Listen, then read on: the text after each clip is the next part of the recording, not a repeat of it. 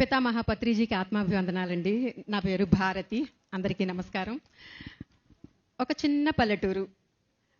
తెల్లవారుతుండగానే వందల మంది జనాలు అందరూ టపటపా అన్ని వైపుల నుంచి దిగిపోయి ఆ ఊరిని అంతటిని చుట్టుముట్టేసి ప్రతి ఇంటి తలుపు తట్టి ధ్యానం గురించి తెలియజేయడం, అక్కడ అంగన్వాడీ కేంద్రాలు ఉంటే అక్కడికి వెళ్ళడం, స్కూల్స్లో, హాస్పిటల్స్లో, ఇంకా గ్రామ సభల్లో అన్నింటిలోనూ కూడా ధ్యానం గురించి తెలియజేయడం అండి. ఒక రోజంతా కూడా ఆ గ్రామం అంతా కూడా ధ్యానం ధ్యానం ధ్యానం అనే మాటే వినిపిస్తుందండి.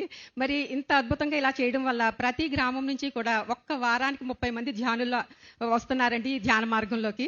వారందరికీ కూడా దగ్గరలో ఉన్న పిరమిడ్ కేంద్రాలని పరిచయం చేయడం, మన వశిష్ఠ గౌతమిని పరిచయం చేయడం, చక్కగా ప్రతి ఒక్కళ్ళు కూడా ఒక మాస్టర్స్గా విరాజిల్లుతున్నారండి ఈ కార్యక్రమంలోనూ.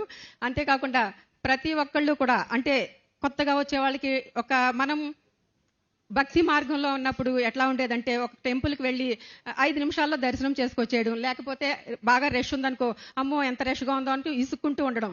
అలా ఉండే మనం ఈ ధ్యాన మార్గంలోకి వచ్చాక ఉదయం నుంచి సాయంకాలం వరకు కూడా ఒక ఆది యోగి సమక్షంలో అట్లా ధ్యానం చేసుకోగలడం ఒక అద్భుతమైన కార్యక్రమం అండి. ఈ టీం కూడా ఎట్లా అంటే ఇక్కడ ఉన్న ఈ టీం మెంబర్లు అందరూ కూడా వారి గ్రామాల్లో పెద్ద పెద్ద ధ్యాన కేంద్రాలు నిర్వహిస్తూ మరి వాళ్ళ గ్రామంతో కాదు అన్ని చోట్ల జరగాలి అనే మహాసంకల్పం అండి. ఇలాంటి టీంలో కలిసి పనిచేయడం మా అందరి భాగ్యం.